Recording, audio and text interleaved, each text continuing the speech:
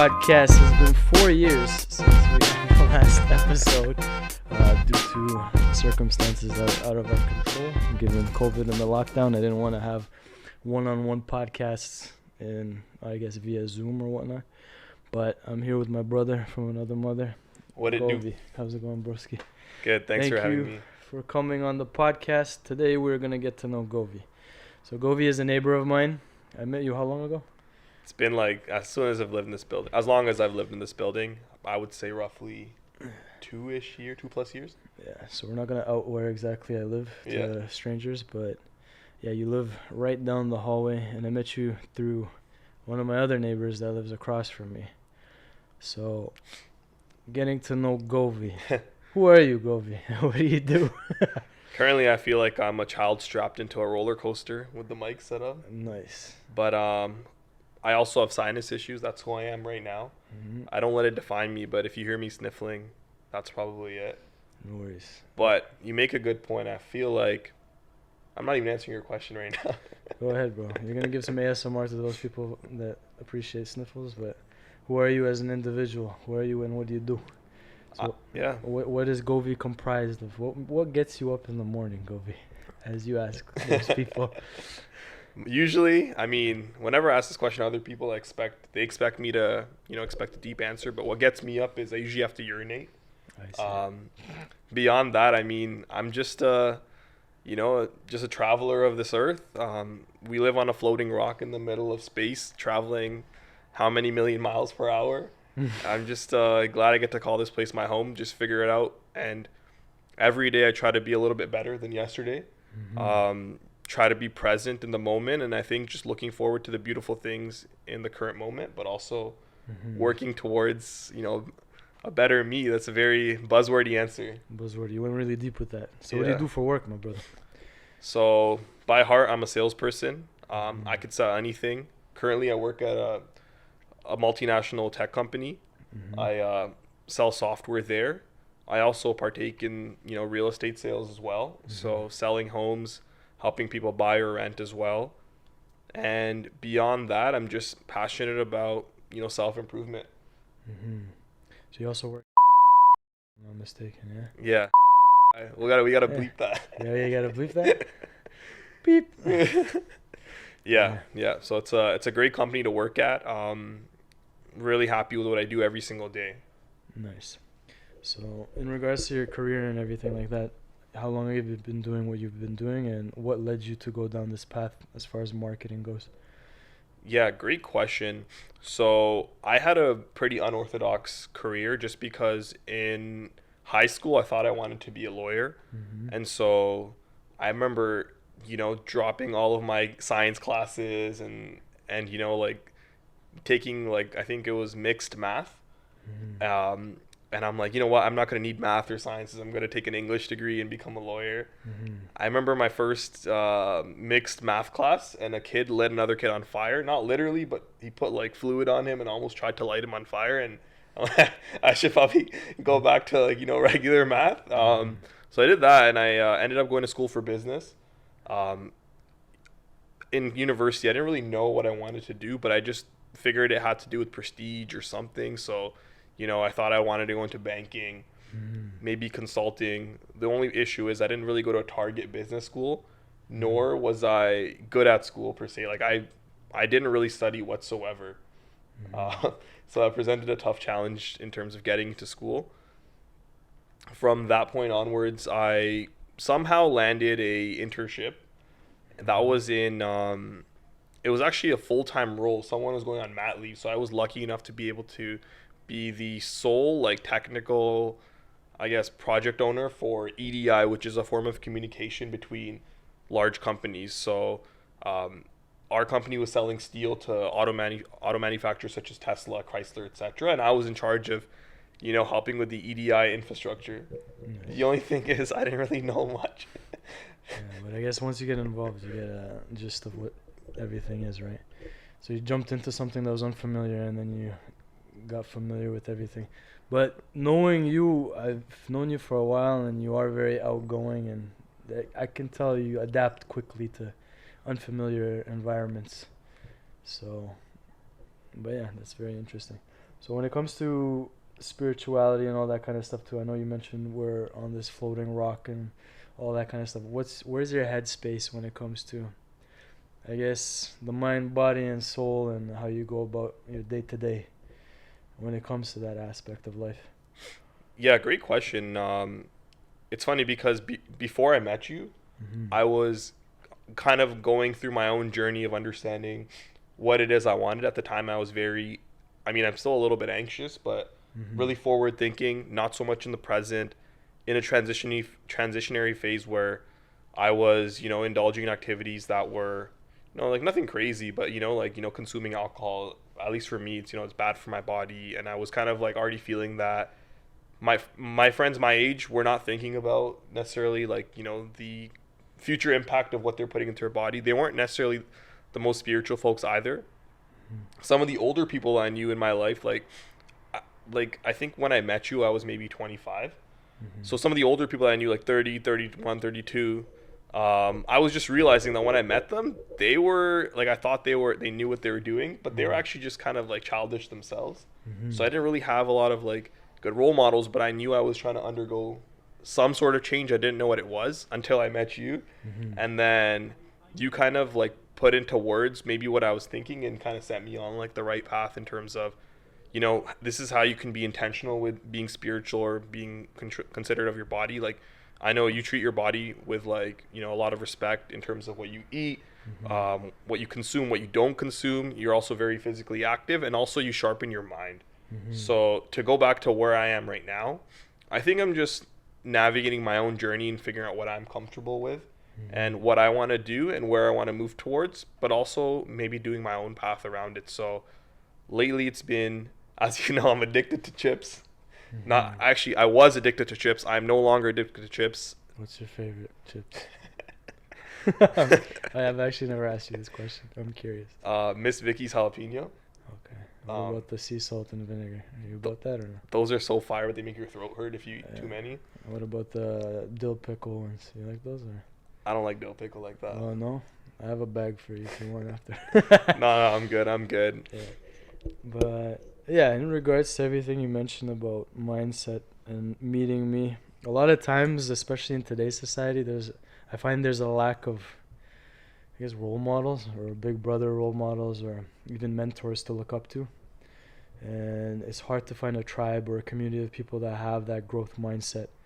So when you do come across someone who has that growth mindset and wants to level up when it comes to every avenue of life, you kind of click with them and realize, oh shit, like this person's doing what I crave, rather than this other group that's living a hedonistic, almost too present of a lifestyle where they're like, tomorrow doesn't matter. I just want to have fun today. Yep. And unfortunately, that's the instant gratification of today's society. That mindset where everybody just wants instant. There's no delayed gratification. And it is getting harder and harder with each year passing, like getting into that headspace because of all the distractions that there are. But I find that it is important to surround yourself with people that can put you back on track when you slip up a little bit, or knowing that someone else is on the grind and on a mission. So whenever you lose that motivation, you can always be like, oh, my group or my tribe of amigos, we're all on the path of growth and success. So, but yeah, so Govi and I have, I guess every once in a while, I've guided you through some breath work as well. Yep. So I find like that's probably a very beneficial thing to bring yourself in the present moment, and it kind of puts you in a place where you're able to see things from a grounded perspective, and then you're not very anxious or reactive, or you're not looking too forward or thinking about the past. The resistance or that flinch factor is like minimal after a breath work session because you're you become grounded. So, but yeah, so what are your ultimate goals when it comes to, I guess, from a spirituality perspective or a growth mindset perspective, or even as a man in this society? It's kind of backwards sometimes. Yeah. No. There's a lot to like uncover, man, and I think you make a really good point about the instant gratification and living hedonistic. I always like to use the analogy of like sliders. Mm-hmm. So on the if we look at an x-axis, for example, maybe on this side, or on the, for the audio listeners, like let's say on the right hand side, there's, future benefit, and on the left hand side is, present gratification. I feel like everyone has a different, spot of where they are on the slider. Some people lean heavily into present gratification. Some people lean heavily into, delayed gratification in the future. I'm trying to figure out, and I think I'm getting better at figuring out what my balance is. And it's a little bit of future planning, but also being present without going overboard into like activities that, like a lot of people like to go into, where we live. I'm not going to out where we live, but it's definitely in a very, let's just say, hectic part of, the city. Some days of the week, not all of them. Yeah, you can find any day of the week to party. Probably. Yeah, so my future goals really is just getting more in touch with myself. The reason I have like this general broader goal is because, what I want is changing. Depending on, my age, who I hang around, my current interests. The more I read, the more I learn about myself, it starts defining more of what I enjoy doing. I'm still a little bit at odds with knowing where I have to go and which the man I want to be. But it's still tough making the decisions in the present moment, which maybe aren't the decisions I want to make, but are good for my future goals. Eventually, I do want to be in a place where I can truly say I live in the present. I would say that is my biggest spiritual goal. And again, not in like a hedonistic way, but just, enjoying and embracing every single day to the fullest. I think I'm getting way better at it, but I want to be able to comfortably say I'm present. Ultimately, I want to be able to be in a financial position where I can not worry about what I want to do, and I can, I like what I do for work, but I don't feel like fulfills my altruistic sense. So maybe having the financial means to give back in that way would be, or having the time to give back, if that means volunteering more, or being able to, go to a country and build a school, but not in like those like sketchy charity exploiting kids ways, but like more like an actual tangible school or something that benefits kids that need it. So in regards to your lifestyle right now, do you have any tenets that you go by in regards to your day-to-day?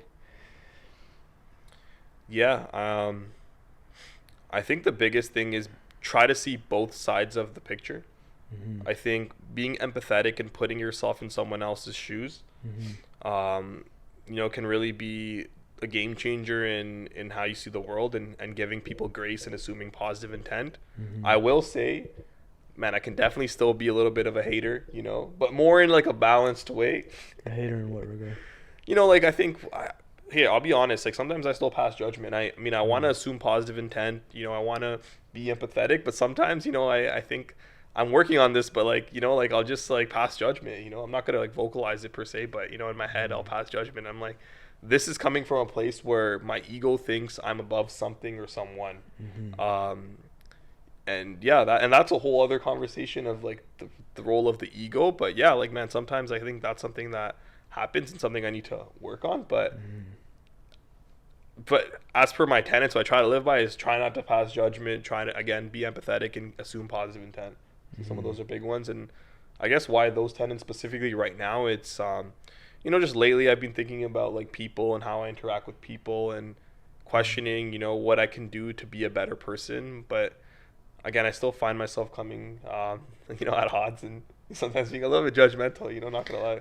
I feel like that's natural. I mean, everybody's on a spectrum in terms of, I guess, first impressions or based off of your life experience. That's how we go through life, right? But then obviously you can either keep those feelings within, or you can be automatic. And so even as like what you mentioned to when I was younger as well, I did the same thing, but now I give people the benefit of the doubt. But if my gut or my intuition tells me otherwise, I'll hold out until they do something that validates that intrinsic feeling that, oh, something's off with this person. But it is hard to trust people. I guess that's a natural, defense mechanism. But once again, I guess there's levels to it too, depending on the environment that you're in. But yeah, so did you grow up here in Toronto, or were you born here? So I was born in India. Okay. I came here when I was 6. Grew up in Saga City, the greatest suburb in the world. Okay. What's so great about Saga? It's just if you either get it or you don't? I'm not. I haven't been too familiar with Mississauga, so I mean, it's You just have an to- obvious suburb, just a suburb. but okay. it's the greatest suburb. It's the greatest. Okay, Yeah. I'll take your word for it. So And then I moved here in 2019. Toronto. 2019, yeah.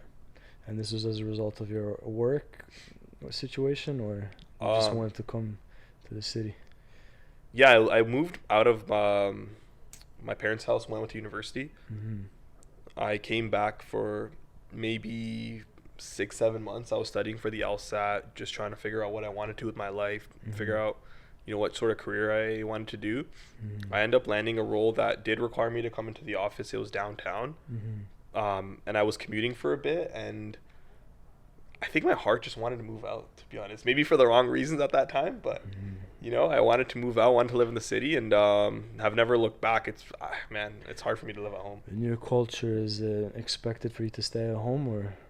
100%. Okay, so similarly for us. So when we do leave our parents behind, it's like we're abandoning them. And there's pros and cons to both ways. But do you ever regret making that decision, or do you? Not at all. And I think my parents support me, even though my mom openly says, "Look, it's my job to keep you home." Right. She's so cool, but she gets it. I think I guess the only pro I could think of living at home is saving money. Mm-hmm. And I guess being close to your parents, I think that's very important too. But if anything, moving out helped me build a better relationship with my parents. I find, especially in this society, Western society, moving out, there's a lot of independent growth. The cultures are a lot different. Yeah. I guess it's not like back home. Well, I was born in the States and I grew up here. But a lot of our cultures where they're very bound to family ties or whatever, they have giant houses where all the families have their little section and they all kind of contribute to the family. Right. So it's possible, and in some countries it's very difficult here. Unless you're in Brampton, Ontario. Unless you're it's like 15 mans living in a 4-bedroom house. Hey, I mean, if you're saving money and you're able to buy houses and stuff like no that, judgment. No, they're doing it smart, if you ask me. Yeah. Versus being by yourself and struggling to pay your mortgage, your rent. I guess sacrificing a couple of years just to save up that money, living with 15, 20 people. Hey, it has its pros and cons. Yeah. But as long as they're being safe. Yeah. No, even for me, I couldn't. I guess when I was growing up, I always had the idea of leaving and becoming more independent, but more for having my own space and being independent. And I knew that if I was on my own, there would be a lot of self-development. And I find that probably not the case for everyone, but most people that still live with their family, they kind of feel trapped, or they don't have that independence. So when you're on your own and you have to budget yourself, wash your own dishes, wash your own clothes, it's a different type of, it's like a survival thing. Everything is on you. Yeah.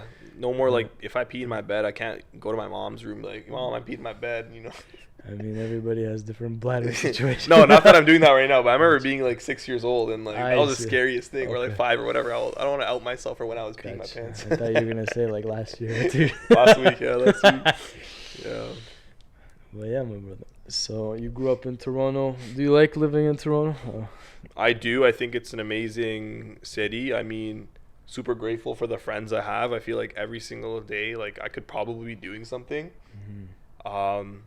It's a bit expensive though for what we're getting, and the weather isn't the best. I think that's going to be a big issue, and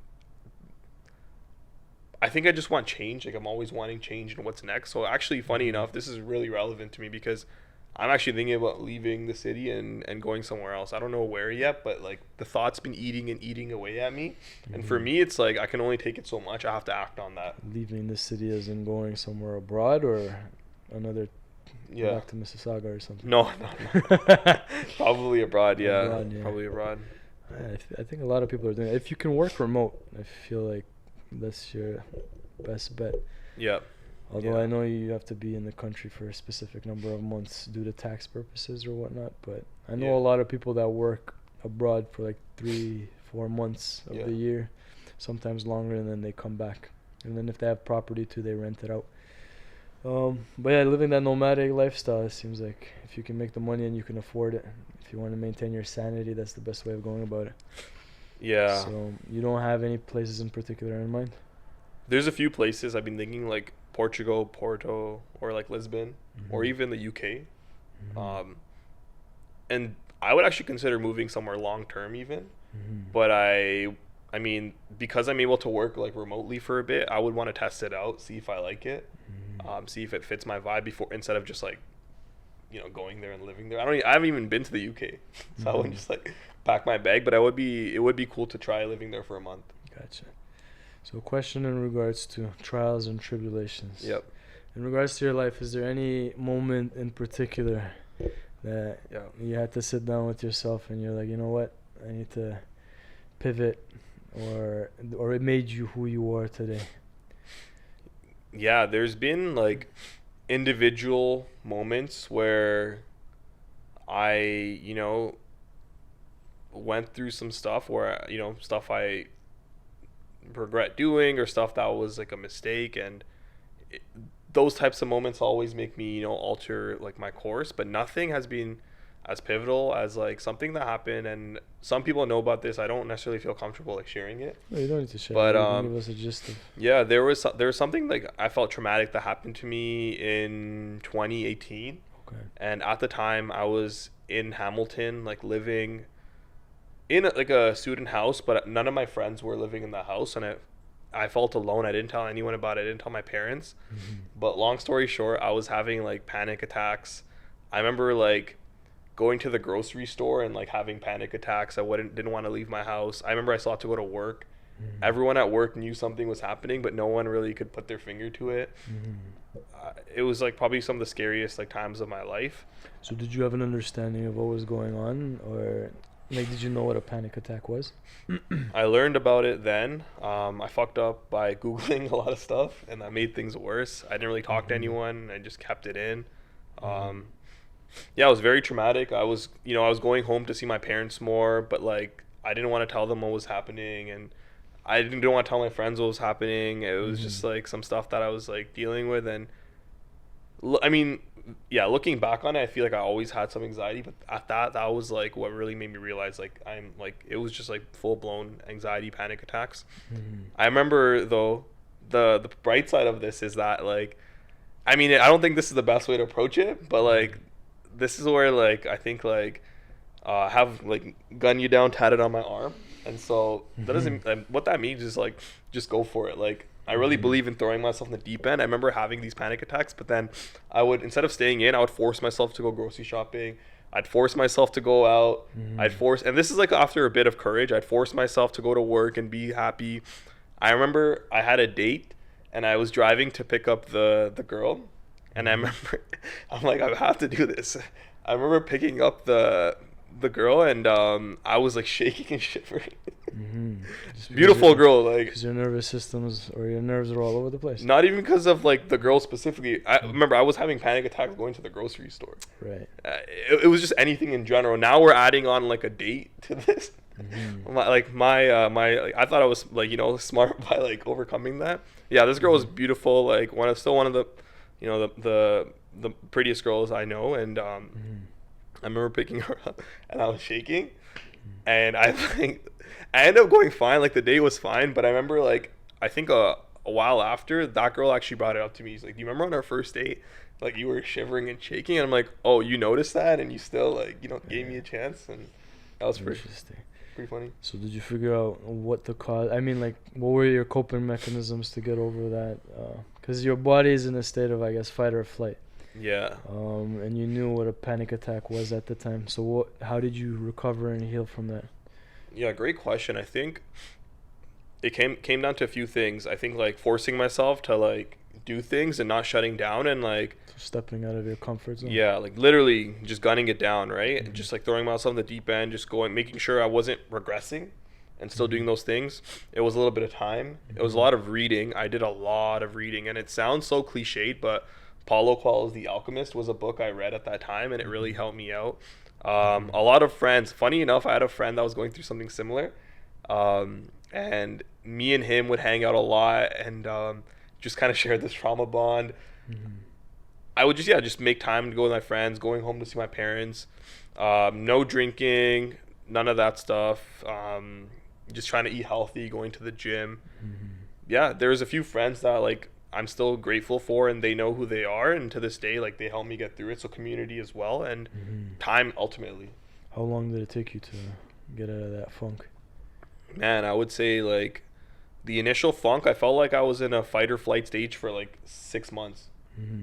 So when you started looking into it and researching all this kind of stuff, did you realize that your nervous system was shot and in a state of fight or flight? Or did you think of it more as a mindset thing? I think it was without even telling you like what I was like. I know it's kind of being general here, but Yeah. So it um, was in association with something that happened. yeah, Right. I gotcha. yeah, You know, the reason I ask is because I went through something similar, but in a sense, when I was growing up, there was a lot of repression of any sort of emotions, and it's just because of the upbringing I had, and Mhm. just in terms of like, I guess you have lots of responsibilities and expectations, and getting a job and paying bills and whatever. And growing up, I would suppress everything, like not even in a stoic manner, but bottling everything down. And I was training 7 days a week, burning myself out, not Yeah. getting enough sleep. So essentially, what happened was my nervous system got burnt out, I guess. And there was one day where I did have a panic attack, not knowing what a panic attack was at Yeah. work.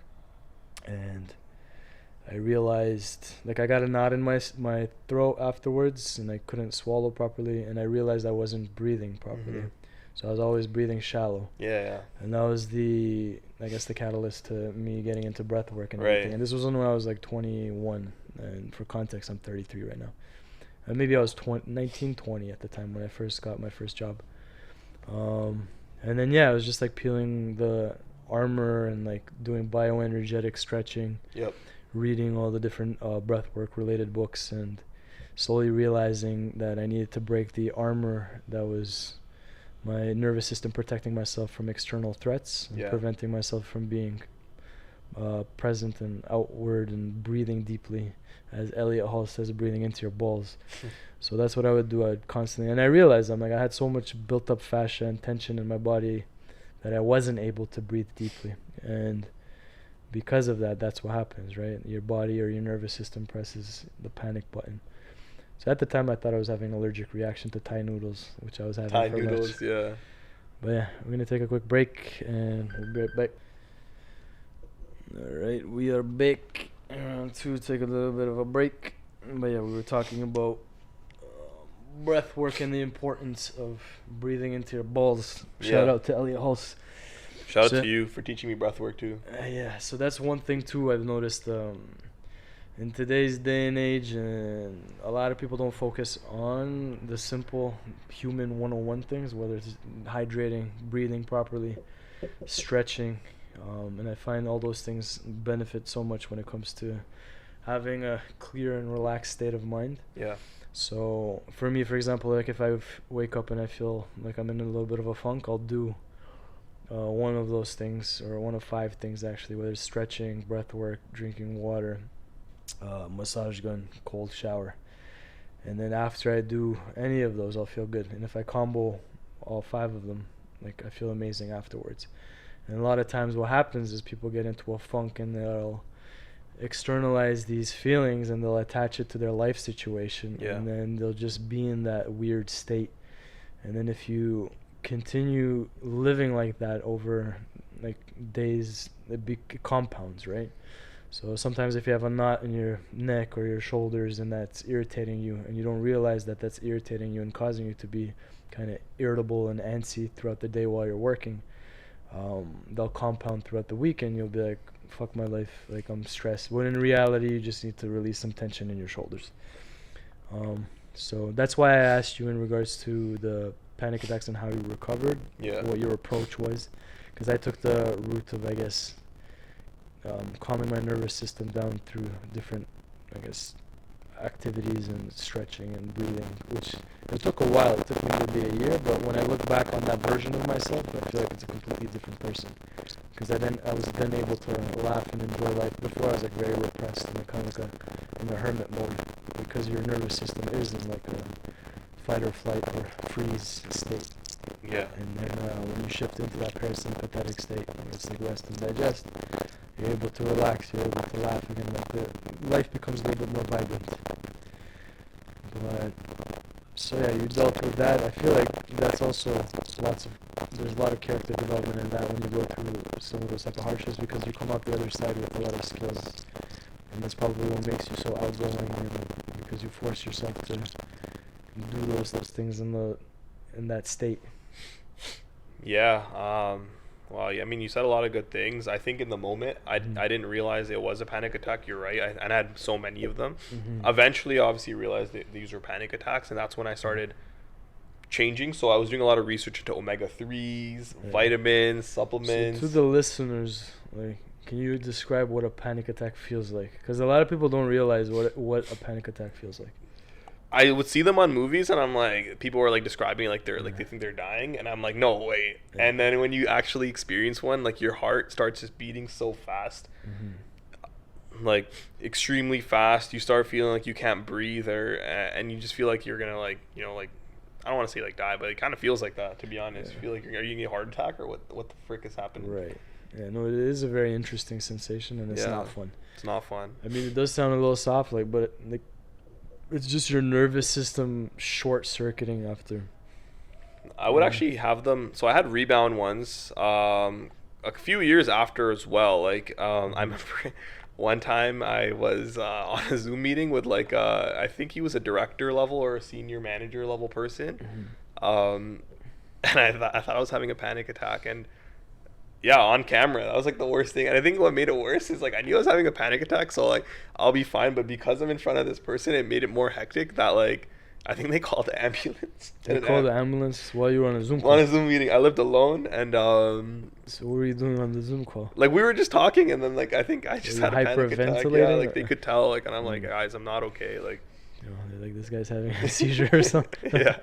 It's funny to laugh at now. So, yeah, of course. But so they called an ambulance? Yeah, you know what's so messed up, and it was on my ex's birthday. Nice.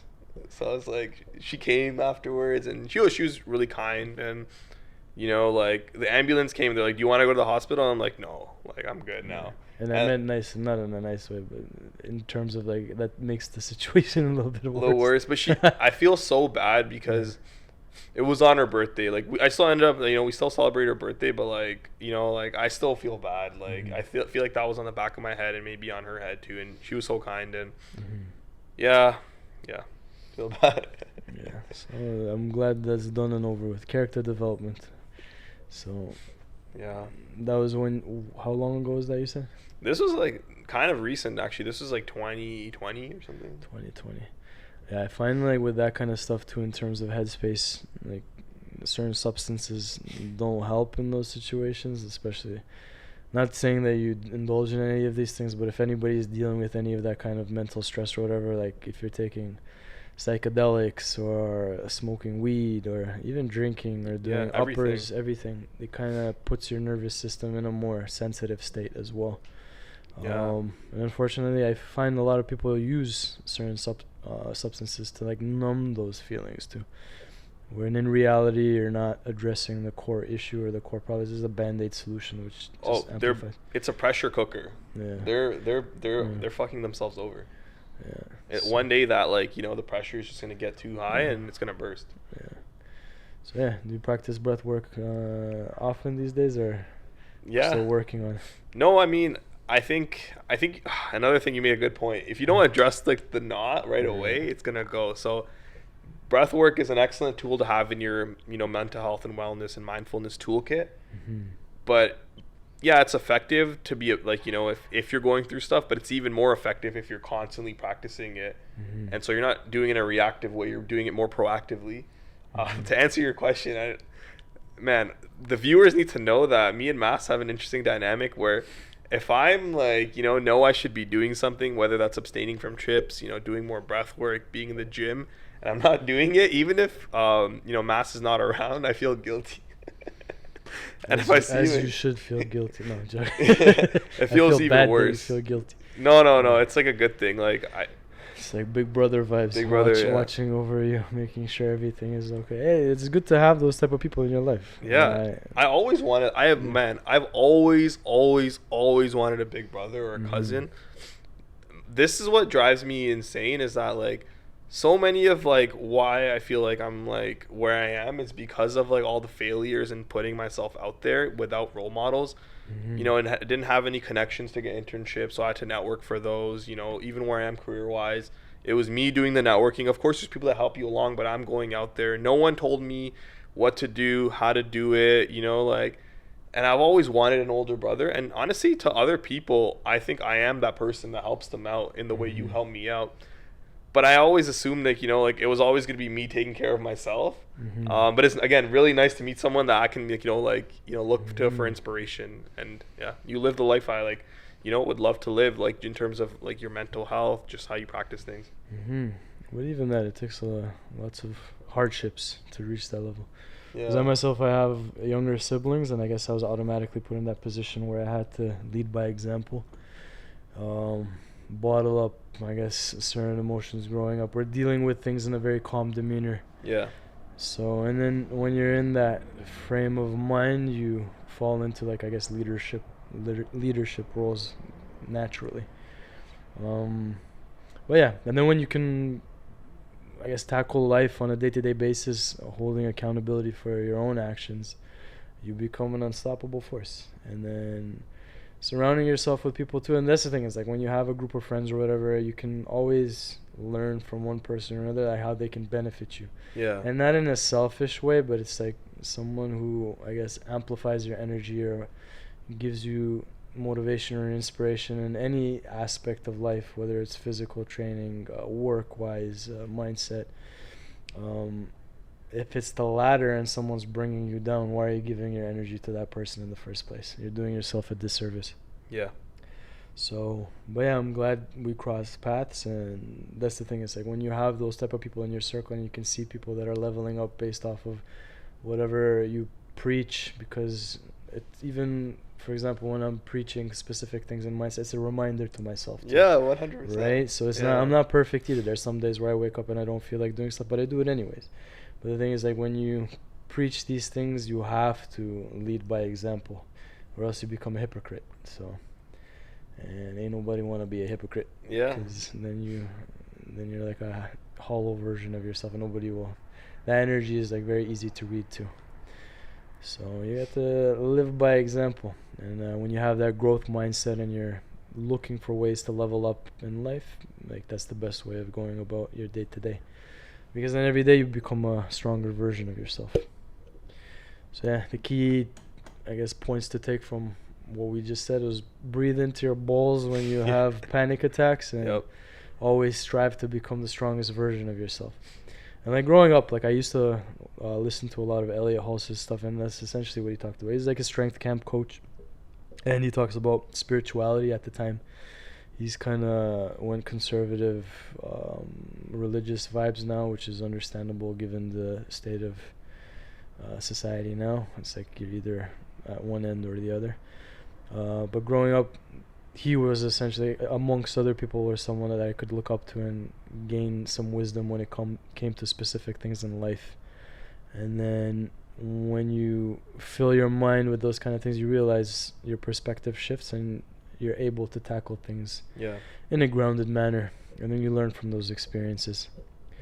So, but yeah, so ultimately, you mentioned you read a bunch of books too, right? Which books do you think were the most beneficial? Yeah, a lot of books on gut health and like diet. There was this one book called How to Rewire Your Anxious Brain. Right. That book talks about how not a science person, but to dumb it down, essentially there's a part of our brain that didn't really evolve from when we were cavemen. And that part is, again, responsible for largely the fight or flight. And because we live in, a pretty like relatively calm society compared to what like our ancestors or cavemen were living, because that like part of your brain didn't evolve, you don't, like, you're anxious for no reason essentially. And so it's just rewiring it. And again, it's like, does the stimulus come first and then the actual anxiety, or which way is in? It's just basically like understanding how to rewire that. It's also where I really got involved in gut health and like, like learning more about, again, prebiotics, probiotics, fiber, balanced meals, glucose spikes, working out more. Yeah, and again, The Alchemist. I think I mentioned that. That was a really good book. What are the most beneficial things for gut health? And I'm gonna give you a shout out on your Instagram. Your tag is also probiotic puppy, so Yeah, that means you were really into that gut health things at one point. really into that Yeah. gut health and vegan guts. Yes. That's around. I think it's important to have a balanced diet. Again, this is a reminder to myself. I don't always have a balanced diet, but eating balanced meals, eating a lot of prebiotics as well as probiotics. So prebiotic foods, it could be like bananas, could be like, man, it's off the top of my dome, I don't like vegetables, etc. Foods that will basically foster a good environment for the probiotic bacteria to feed off of. Not like chips and sugars and stuff like that. Then once you have like a lot of diversity in food and you have, you know, prebiotics, the probiotics can feed off of that, and you know, a lot of good bacteria can live in your stomach. Exercising is super important for your gut health as well. Breath work can very much help with gut health as well, and just not being in an anxious state. It's kind of like works both ways. If you're anxious, your gut starts to get affected, and again, if your gut's kind of messed up, then you might get anxious. It kind of works both ways there too. No, I've noticed that as well. Like whenever I have green leafy vegetables or fruits and stuff like that, my mood shifts. Versus when I have a couple slices of pizza, and now I've noticed I anticipate the feeling like shit vibes afterwards.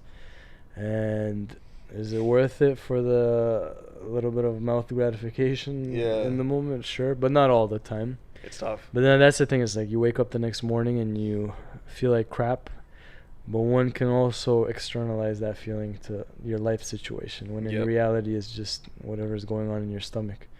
Yes. But yeah, I used to eat a lot of kimchi, kefir. Oh yeah, sorry. How did I forget that? Yeah. I love eating kimchi, kombucha, sauerkraut. I like sauerkraut a lot because I would eat a lot of kimchi, but there's still like spice. It's a little bit spiced as well. Not that it's spicy for me, but I mean sometimes like, you know, sauerkraut I feel like is a little bit easier on the gut. But again, I love kimchi. Yeah, a lot of like chia seeds as well. Nice. But you make a good point. I think that instant mouth gratification and just pause. Pause. But yeah, like that's a big thing, and I find lately, and just in general, like it's tough to do the hard things. It's tough to be disciplined, and I feel like everyone around you, or like a lot of people, you know, and I'll say this for myself because I know you don't drink, but I drink. So like, you know, sometimes like now I'm like don't drink as often as I would, but when you're drinking and you're trying to get drunk, and so maybe someone else is like on the fence, you kind of want them to get drunk so you feel less bad about you getting drunk. That's a subconscious thing. Same with like every time I tell people like, yeah, like I'm intermittent fasting, for example. That's the alcohol demons. Yeah, They people try to latch onto everyone. It's not just with alcohol though. That's a funny thing. Like intermittent fasting, like, you know, like people will be like, oh, that's so hard. Or when I tell people I don't really eat sugar like that, and like there's like cookies there and everyone's eating cookies, and I'm like, no, I don't want one, and people are like, oh, like just have one, or like it's so tough not to. Because they want to justify their own bad choices. Exactly. They want to feel comfortable in the decisions that they're making. Because even with alcohol, like when you tell someone, hey, I don't drink, they're like, why don't you drink? But then if you tell them, oh, I've been 6 months sober, they clap and congratulate you. Yeah. That doesn't make any sense to me, to be honest.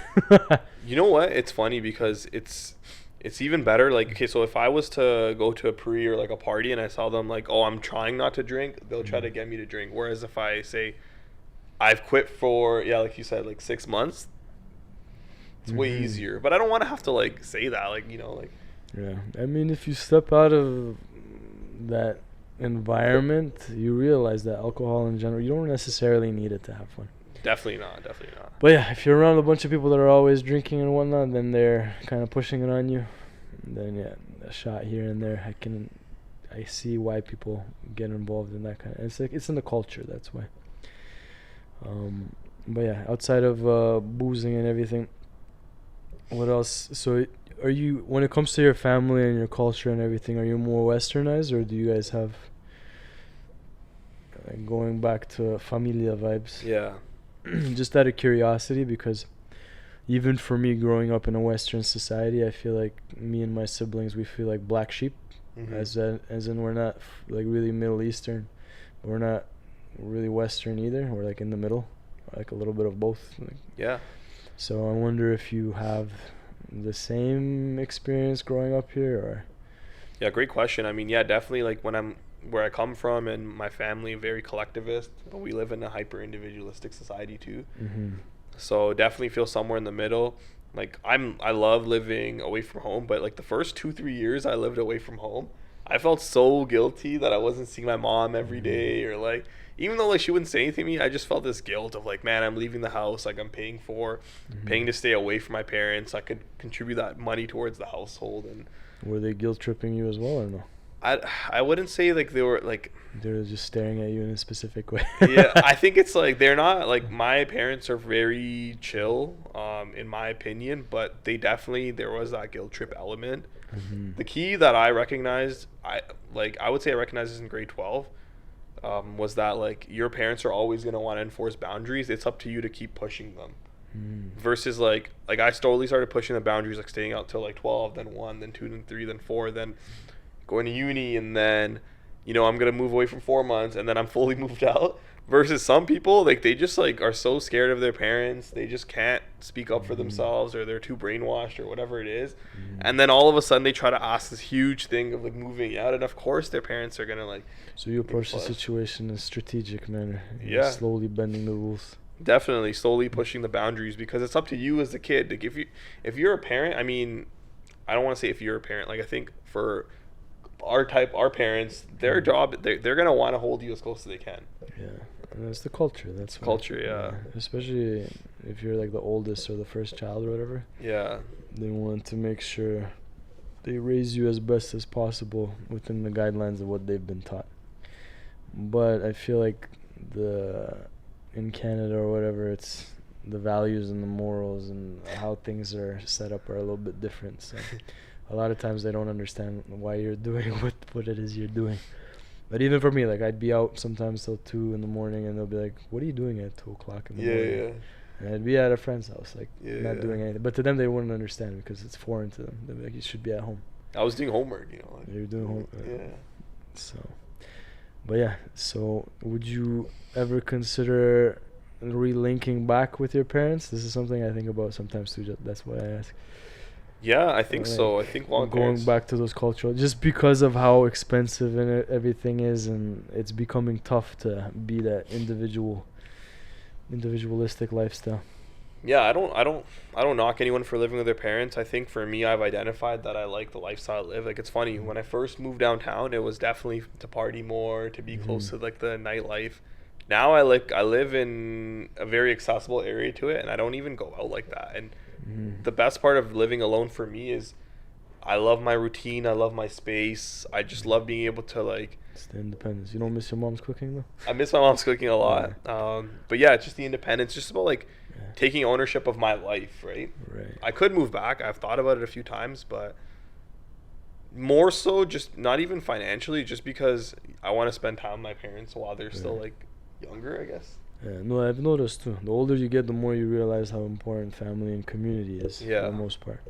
And the individual lifestyle is fun for, I guess, grinding and leveling up and whatnot. But then you realize that time is slipping away, and we're getting less and less of it as we grow up. Yeah. To spend with your family and those that you care about. So life isn't always about work and grind, and the older you get, the more that hits you and slaps you in the face. But everything is getting more and more expensive. And I guess that lifestyle of, I don't know, like a community lifestyle, whether it's living with your brother or a joint connection, that's also something that crosses my mind because then you can live a more lavish lifestyle, right? You're not just relying on yourself.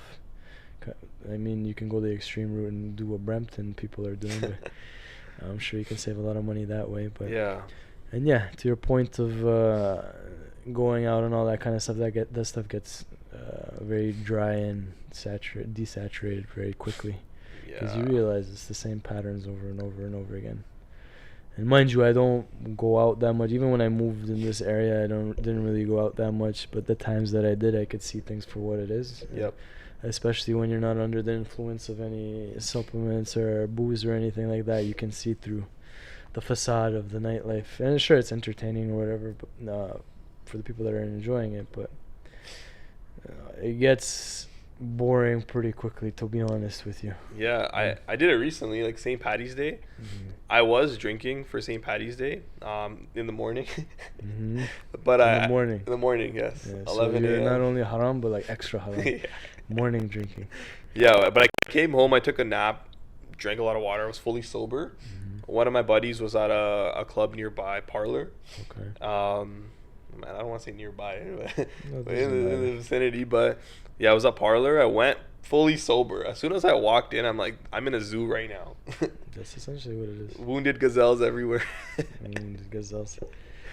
It just felt like I felt dirty Yeah. being there. I mean, it's one of those things. Is like some people need to experience it for themselves to Yeah. get an understanding of what it is. But sure, if you're celebrating something every once in a while, or if there's a birthday or whatnot, it can be an enjoyable experience for the social aspect as well. But on the base foundation level, as far as the scene goes, most people are drunk as fuck and they don't know what they're doing. And it's just a means of escape if you think about it.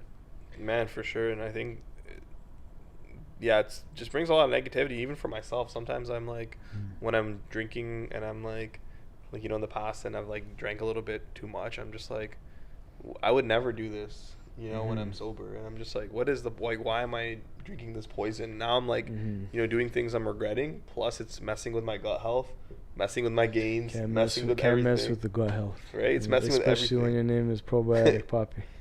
I feel like a hypocrite sometimes when I, like, you know, back in the day. Can't be a hypocrite. No, for real, for real. Putting poison into your body and stuff. Right. And how alcohol works, like, when you get drunk because your body isn't able to break down the alcohol fast enough. Like, that sounds so twisted, right? Poison. Yeah. And I often mention this to people as well, like when you get a feeling of how, like, that sensation of when you're in your prime, in terms of like when you're healthy, you're eating clean, gut health is on point, your mindset and everything is like clear, right? So your day to day, like wake up early, you feel great, versus partying at nighttime or whatnot, or eating unhealthy, you pay for it after the fact, and it's not worth it. Yeah. And the older you get, the more you realize that, you're like, is this really worth it? And that's where you need to tweak and optimize things to become the best version of yourself. So It's the best version of yourself. Like, I used to feel like, I don't want to say like good about myself, but like relative to people my age, people where I live, and like, you know, relative to like, you know, how successful I feel I am, I'd be like, man, I'm not even like drinking like that, or, you know, doing anything too crazy. But that's a trap. Like, I don't care about other people. It has to be, do I feel good about what I'm doing? And because I felt like, you know what, I feel like I can be doing better, and I've done better since then. So it's really about benchmarking against yourself, not other people, because that's the biggest trap. Like, we look where we live. It's Sin City of Canada. To some extent. To some extent, yeah. Only on Fridays and Saturdays. Yeah, only on Fridays and There's Saturdays. world star hip hop vibes if you step outside. Feels like, yeah, like TikTokers and like. Yeah, maybe we can take the camera out one day and interview people on the Hey, street. one of my fondest memories was with Mass. We were like, I mean, Mass doesn't consume, but like I was completely sober. I think we were just chilling at your house, and we're like, let's just go outside, see what the streets are saying. It was a zoo. We just sat down on a bench. I remember just people watching. How many people just came up to us and just It's just the north side. If you go north, there's chaos on Fridays and Saturdays. Yeah, it was funny. I mean, to each their own. Yeah. Yeah. I mean, we're here, we're grinding away. It's a city life too, right? You can pick and choose how you want to go about your weekends and what you want to do. So for me, I'm usually working or very quiet, chill vibes. But Motivates me knowing that like when I am procrastinating, I know you're grinding. So I'm like, okay, like even if we're not like, we obviously live in different apartments, I'm like, okay, I gotta lock in now. Like, hey, those are the type of people you need to surround yourself with, my brother. yeah. Yeah, so if there's any word of advice that you can give to people, I guess, in your age range, even older or younger, what is something that you can give some wisdom? Be careful about what you put stock into. Be curious and open to learn. And have that confidence and self-assuredness that you can succeed at what you do, but be curious and be humble so that you're not rigid in your ways. And experience is a great teacher, but so is being prepared. I think it's a good balance of like, you know, be intentional with what you want to do, but also like sometimes your experiences will shape who you are. Like the reason who I am, I mean, part of it's probably my brain chemistry, part of it's my upbringing, how I was raised, stuff I can't change or control, but a big part of it is having that growth mentality and also going through some traumatic life experiences and not being broken by them. And I think one of the things I'm so proud of is, my parents growing up, they couldn't afford swimming lessons for me. Swimming lessons. And I think that's one of the most pivotal skills to have. And at the age of 26, I finally learned how to tread water. Nice. Where I could have just like forgotten about it for the rest of my life. I'm scared of the water. Like, it's not like it's easy.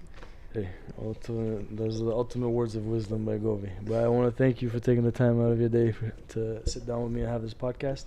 We can have many more casual vibes, not as professional, but this is, I guess, the first one back after a long while, and just to break the ice and get back into the game. So I appreciate your time, brother.